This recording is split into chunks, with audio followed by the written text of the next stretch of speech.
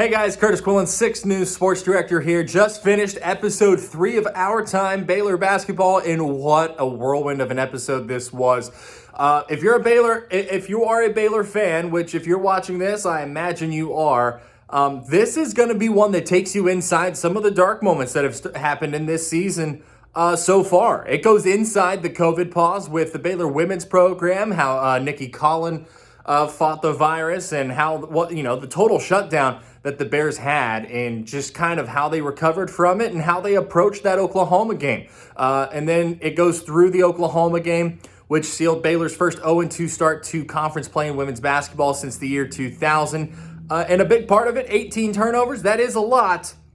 And Nikki Collin does a really nice job of dissecting that in this episode. The other thing it goes into is the first loss for the men this season, which came in the home game against Texas Tech. It ended a 21-game win streak. It knocked them from 15-0 to 15-1.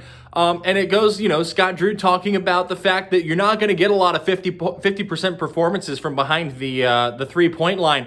And so you got to be able to take advantage of those. And it's a really nice look into that. Plus, guys, I'd never realized how much emotion James Akinjo plays with, but you can definitely see it. And just everything his grandmother taught him. It takes you to Oakland, which is where Akinjo is from, and kind of shows you his upbringing, which has turned him into one of the best point guards in the country. And my favorite part of the whole episode, hands down, was looking at John Jacobs reviewing film with Akinjo, just trying to turn him into not just a lottery pick in the 2022 NBA draft, but a lottery pick in the 2022 NBA draft who can play 10, 15, 20 years in the NBA. So it was a phenomenal episode, and it dove into a lot of really good topics.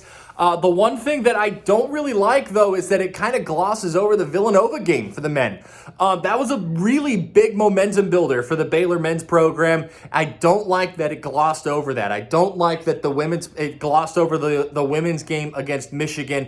I think the crew skipped a couple of important parts of the season on each side, and is moving too quickly at that point. But we're into conference play for both of these programs in Our Time. You can read more of my thoughts on our website, kcentv.com.